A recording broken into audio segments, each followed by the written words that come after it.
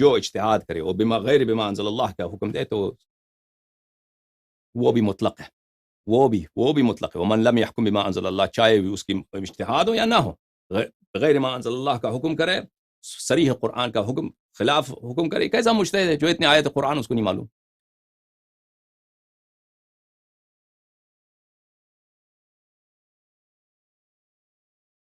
اچھا،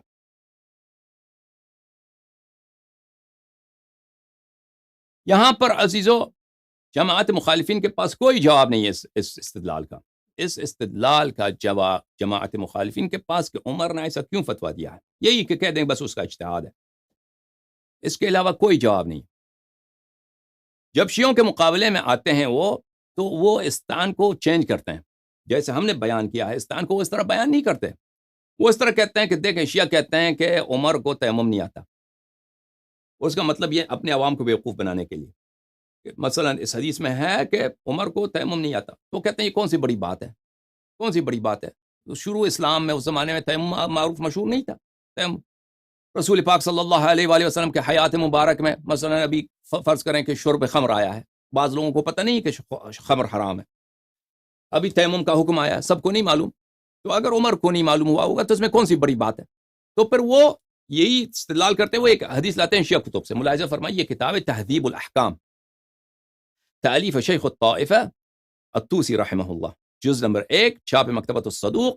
یہاں پہ ملاحظہ فرمائیے صفحہ نمبر 18 میں حدیث نمبر 29، معاف کیجیے 39، حدیث نمبر 39. یہاں پہ روایت کرتے ہیں امام صادق علیہ السلام سے، میں نے امام صادق علیہ السلام سے مزی کے متعلق، مزی اور منی. مزی وہ ہے جو مرد سے شہوت کی حالت میں نکلتا ہے بغیر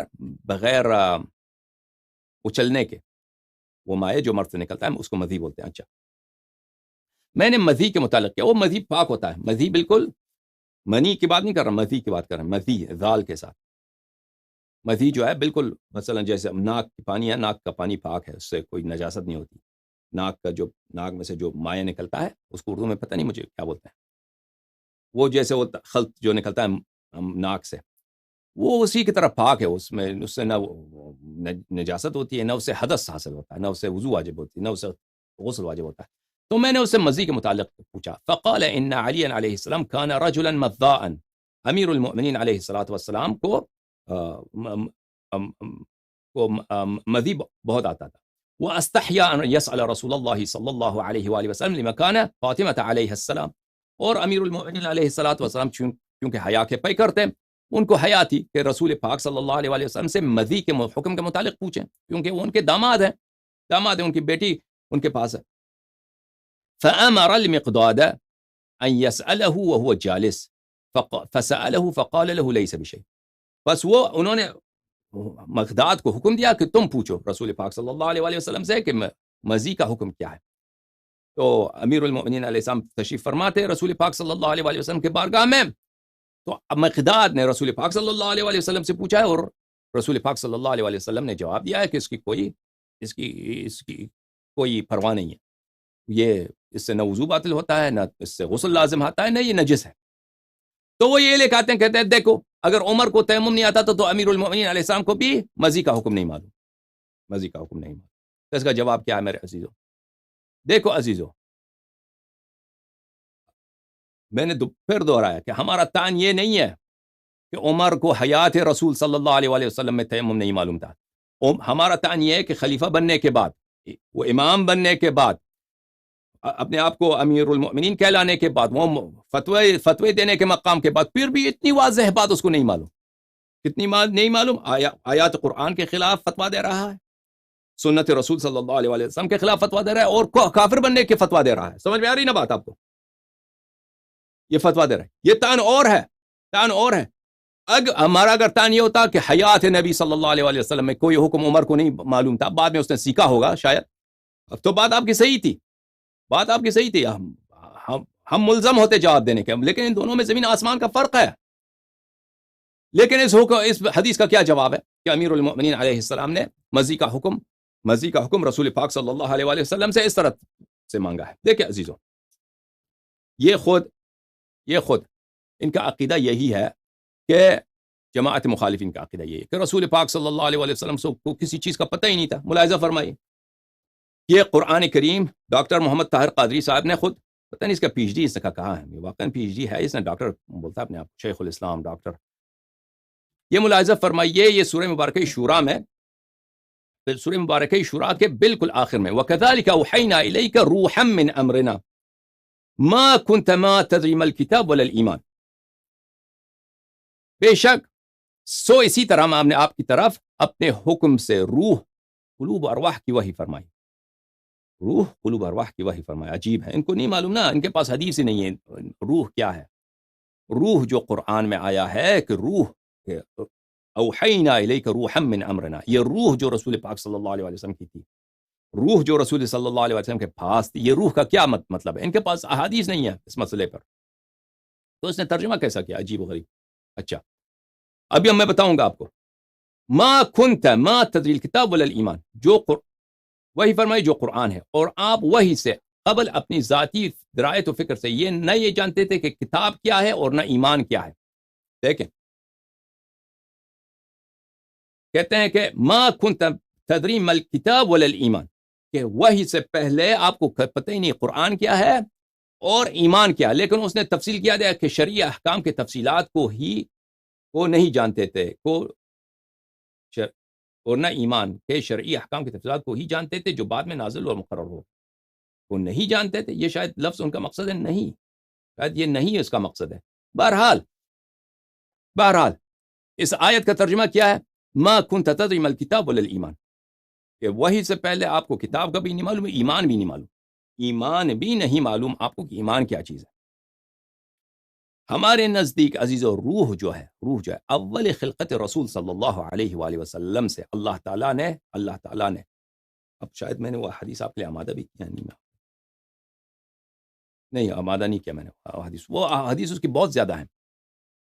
اول خلقت سے اللہ تعالیٰ نے رسول پاک صلی اللہ علیہ وسلم کے روح مطہر کو ایسا نور عطا فرمایا کہ اس کی وجہ سے اللہ تعالیٰ کے وہ اس کی وجہ سے ان کو عصمت ہے، ان کی وجہ سے ان کو علم ہے، اس کی وجہ سے اس وقت ہر چپراس میں جانتے ہیں کہ وہ کیا کریں یا کیا کریں. یعنی یہ جس روح کی بات ہو رہی ہے یہ اول خلقت کی بات ہو رہی ہے. یہ بعد میں نہیں ہے کہ رسول پاک صلی اللہ علیہ وسلم بعثت کے بعد ان کو پتہ چلا ہے کہ کتاب کیا ہے، بعثت کے بعد پتہ چلا ہے کہ ایمان کیا ہے، جیسے یہ لوگ ترجمہ کرتے ہیں آیت قرآن. جب تمہارا عقیدہ یہی ہے کہ رسول طاہر قادری نے خود یہ ترجمہ کیا ہے کہ جبرائیل کے آنے سے پہلے نہ ایمان کا پتہ ان کو نہ قرآن کا پتہ کیا ہے. اگر ہم یہ الزامی جواب دے رہے ہیں کہ اگر امیر المؤمنین علیہ الصلوۃ والسلام، ہم تو نہیں کہتے امیر المؤمنین علیہ السلام رسول ہیں، ہمارا عقیدہ یہ امیر المؤمنین علیہ الصلوۃ والسلام رسول اللہ صلی اللہ علیہ وآلہ وسلم کے باب علم ہیں، ان کے شاگرد ہیں، تمام علوم رسول پاک صلی اللہ علیہ وآلہ وسلم سے انہوں نے اخذ کیا ہے. اگر کوئی حکم، ہم نہیں کہتے کہ امیر المؤمنین علیہ السلام اللہ کے نبی ہیں، اللہ کے رسول ہیں. امیر المؤمنین علیہ السلام نے رسول اللہ صلی اللہ علیہ وآلہ وسلم کے حیات مبارک میں کوئی حکم رسول پاک صلی اللہ علیہ وآلہ وسلم سے سیکھا ہو تو اس میں کیا حرج کیا ہے؟ یہ کوئی طعن ہے بھائی؟ ہمیں جواب دینے کی ضرورت ہے کہ امیر المؤمنین علیہ السلام رسول پاک صلی اللہ علیہ وسلم کے صحابی، رسول پاک صلی اللہ علیہ وسلم کے وزیر، ان کے باب مدینۃ العلم، لیکن جتنا علم ان کے پاس ہے وہ رسول پاک صلی اللہ علیہ وسلم سے اخذ کیا ہے. جبرائیل مستقیما امیر المؤمنین علیہ السلام پہ نازل نہیں ہوتے تھے، رسول پاک صلی اللہ علیہ وسلم پہ نازل ہوتے تھے. رسول پاک صلی اللہ علیہ وسلم نے ان کو اپنا علم دیا ہے. ہمارے پاس یہ احادیث بے تحاشا ہیں کہ امیر المؤمنین علیہ السلام نے فرمایا کہ رسول پاک صلی اللہ علیہ وسلم نے میرے لیے علم کے 1000 دروازے کھولے ہیں، ہر دروازے سے 1000 دروازہ کھلتا ہے. وہ کس نے دیا ان کو؟ رسول پاک صلی اللہ علیہ وسلم نے دیا ہے. اگر وہ کسی مسئلے کا حکم رسول پاک صلی اللہ علیہ وسلم سے حیات نبی صلی اللہ علیہ وسلم میں اخذ کرتے ہیں تو یہ اسلام ہی یہی ہے، ایمان ہی یہی ہے، ہمارا عقیدہ بھی یہی ہے. اس میں کوئی بری بات نہیں ہے، ہمیں جواب دینے کی ضرورت ہی نہیں ہے. یہ کوئی طعن ہی نہیں ہے. کیا طعن یہی ہے؟ یہ کوئی طعن ہے کہ کیوں امیر المؤمنین علیہ السلام نے رسول پاک صلی اللہ علیہ وسلم نے کسی مسئلے کو پوچھا ہے؟ یہ کوئی طعن ہوا؟ دیکھیں عزیزو، سمجھ میں آ رہی بات آپ کو؟ لیکن حقیقت یہ ہے کہ ہر سوال کرنے سے یہ لازم نہیں آتا کہ پوچھنے والا شخص جو ہے اس حکم کا جاہل ہے، اس حکم کے لیے جاہل ہے. ملاحظہ فرمائیے عزیزو، یہ کتاب المتول شرح تلخیص مفتاح العلوم ابن سعد تفتازانی کی معروف و مشہور کتاب متول. یہ کتاب جلد نمبر 3 چاپ دار الکتب العلمیہ، یہاں پہ صفحہ نمبر 419 میں تفتازانی صاحب یہ کتاب مطول جو ہے یہ تلخیص المفتاح، مفتاح علوم السکاکی کی تلخیص کس نے کیا؟ خطیب قزوینی نے کیا۔ خطیب قزوینی کی کتاب تلخیص المفتاح، اس پہ شروح بہت زیادہ ہیں، ایک شرح ہے یہ مطول، ایک دوسرا شرح ہے مختصر، ایک شرح ہے اطول، عروس الافراح، بہت سارے شروح ہیں اس کے۔ اچھا، ثم ان هذه الكلمات الاستفهاميه كثيرا ما تستعمل في غير الاستفهام۔ استفهام کس کو بولتے ہیں؟ یعنی ہم اردو زبان میں بولتے ہیں سوال، پوچھنا، عربی زبان میں بولتے ہیں استفہام، طلب فہم، یعنی ایک بات مجھے نہیں آتی، میں جاننا چاہتا ہوں کہ وہ کیا ہے۔ کہتا ہے بہت دفعہ سوال ہوتا ہے، اس کا مقصد سیکھنا نہیں ہوتا، اس کے مقاصد اور ہوتے ہیں۔ مما يناسب المقام بمعونة القرائن، وہ قرینے کو دیکھنا پڑتا ہے کہ وہاں پہ قرائن کیا ہیں۔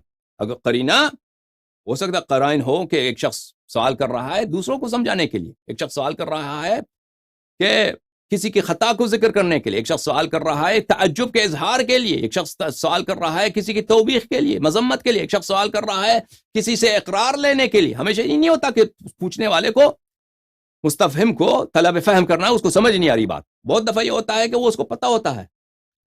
وتحقیق کیفیت هذا المجاز وبيان انه من اي نوع من انواعه مما لم يحم احد حوله۔ کہتے ہیں کہ یہ جو ہے کہ یہ مجاز کہ ہمیشہ سوال جو ہے، استفہام جو ہے کیا ہے؟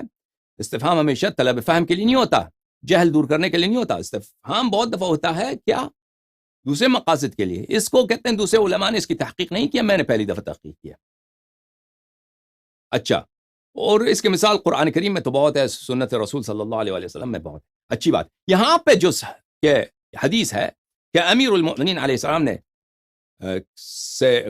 مقداد سے فرمایا کہ امیر المؤمنین علیہ السلام کو خود حیا ہے کہ خود پوچھیں رسول پاک صلی اللہ علیہ وسلم سے، لیکن وہ مقداد کو فرماتے ہیں کہ مقداد تو پوچھ لے۔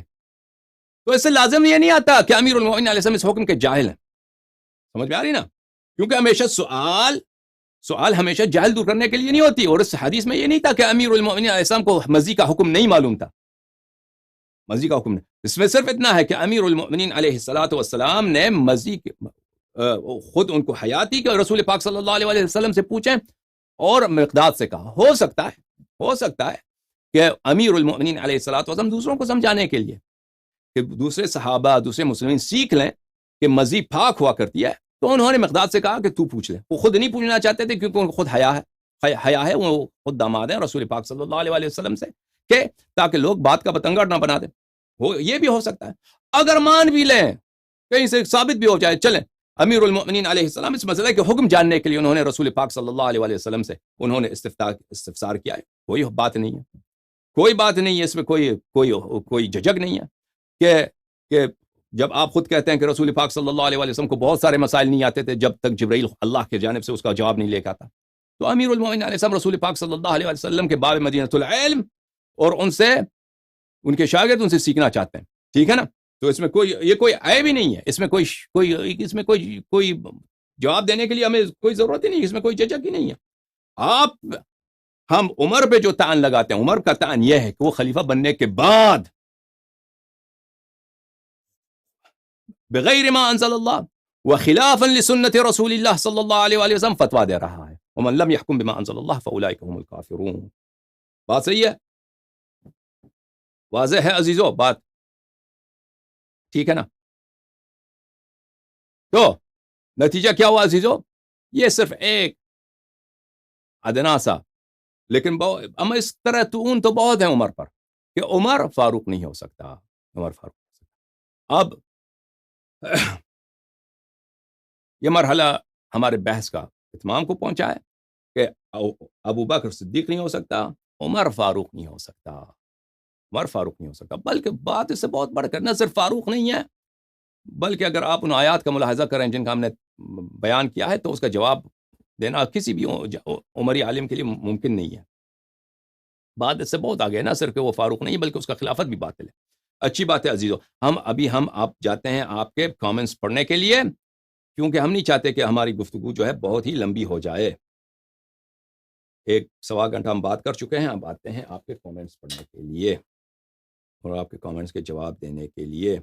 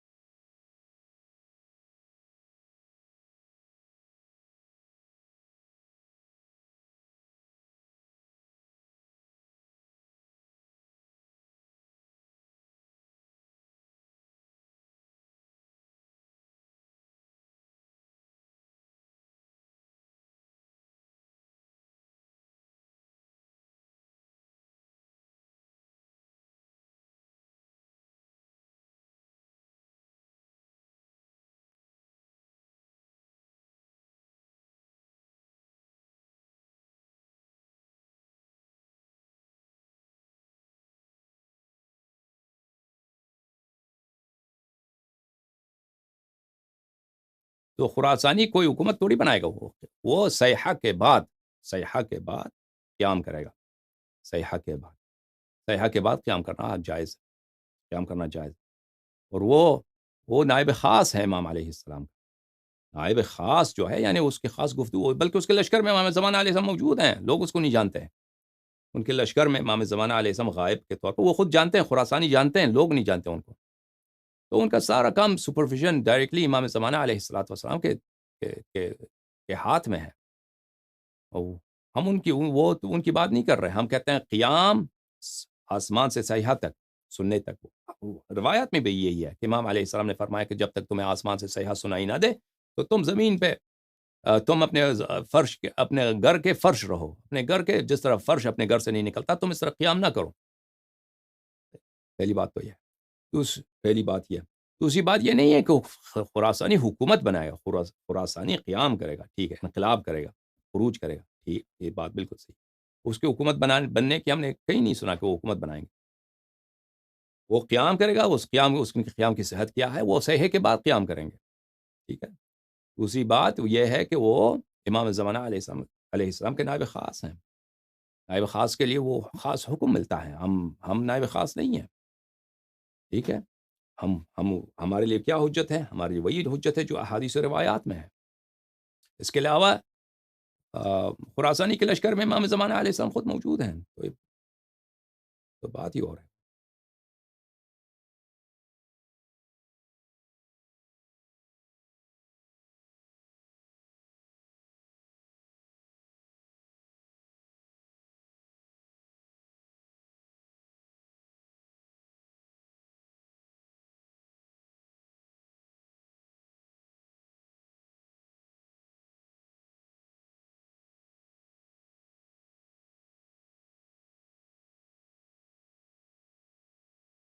موضوع پہ کوئی سوال ہو تو ہم جواب دیں گے عزیزوں، آپ کوشش کیجیے موضوع پہ جو حدیث ہم نے پڑھا ہے اس کے متعلق اگر سوال کریں، ٹھیک ہے نا۔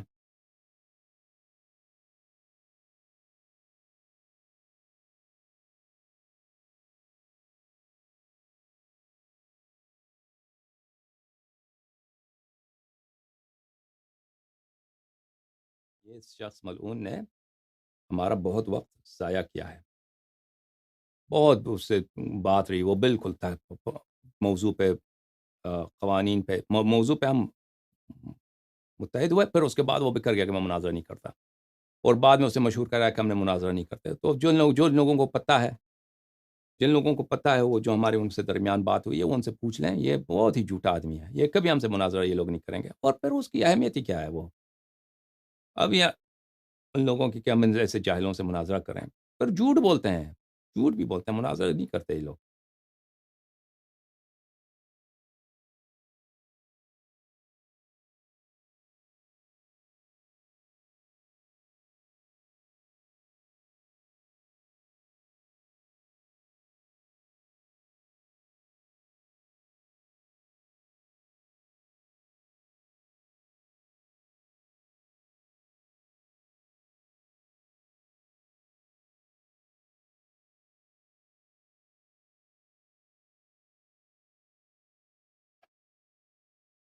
انشاءاللہ ہم نے دل چھوٹا نہیں کیا بھائی۔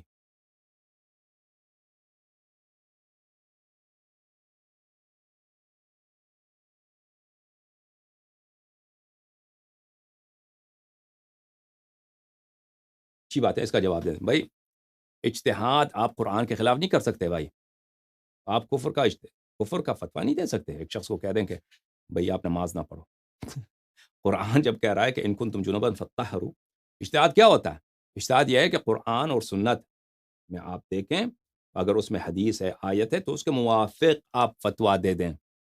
اگر قرآن و سنت میں کچھ بھی نہیں ہے، پھر آگے جا کے اپنی عقل سے کوئی حکم بنا دیں، وہ اجتہاد ہے۔ وہ عقل سے حکم بنانا وہ باطل ہے، لیکن وہ تو یہ کہتا ہے نا، جب تک قرآن و حدیث موجود ہے وہ تو آپ اجتہاد ہی نہیں کر سکے، اسی کے مطابق بات کرنا ہوگا، اسی کے مطابق آپ قرآن کے مخالفت میں آپ فتویٰ دے دیں، تو یہ کیا ہے؟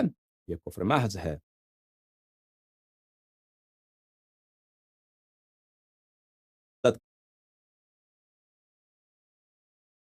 اجتہاد کا جواب آ گیا آپ کو، یہ اجتہاد نہیں ہو سکتا اس طرح۔ کہ اب کوئی مولوی فتویٰ دے دے کہ تم نماز نہیں پڑھو، نکاح بغیر نکاح کے تم کسی عورت کے ساتھ ہم بستر ہو جاؤ، یہ کوئی کہہ دے یہ تو کفر ہے بھائی، ٹھیک ہے نا. کوئی فتویٰ دے دے کہ تم لواط تمہارے لیے، کہہ دو یہ میرا اجتہاد ہے، جہنم میں جائے ایسا اجتہاد. آپ قرآن کچھ کہہ رہا ہے، آپ کچھ فتویٰ دے دیں، اجتہاد تو یہ نہیں ہے. اجتہاد کیا ہے؟ اجتہاد یہ خود کہتے ہیں، اجتہاد یہ ہے کہ پہلے دیکھنا ہوگا حدیث میں اگر کچھ ہے تو اجتہاد کی گنجائش نہیں ہے، سنت میں اگر کوئی چیز موجود ہے تو اجتہاد کی گنجائش نہیں ہے، قرآن میں کوئی آیت ہے تو اجتہاد کی گنجائش نہیں، وہی حکم پہ عمل کرنا ہوگا. اگر قرآن و سنت میں کچھ نہ ہوا تو پھر قیاس سے، استحسان سے کچھ نہ کچھ بنایا جائے گا، اس کو اجتہاد بالرائے کہیں، ٹھیک ہے نا، اجتہاد بالرائے کہیں گے. پھر یہ تو اس میں اجتہاد کی باری ہی نہیں ہے. اب اگر کہتے ہیں کہ عمار کو، اب عمر کو یہ لگا کہ عمار غلط کہہ رہا ہے تو اس لیے وہ غصہ ہو گیا، کہتا ہے تو اللہ سے ڈر. جب ان کا اپنا عقیدہ یہ ہے میرے عزیزوں کہ صحابہ کی جرح نہیں ہوتی، صحابہ کی جرح نہیں ہوتی، صحابہ حدیث میں غلط بیان ہی نہیں کر سکتے. صحابہ چاہے وہ عمرو بن العاص ہو، چاہے مغیرہ ابن شعبہ ہو، ولید ابن عقبہ ہو، ایسے رنگیلے لوگ، وہ کبھی جھوٹ ہی نہیں بول سکتے. ان کی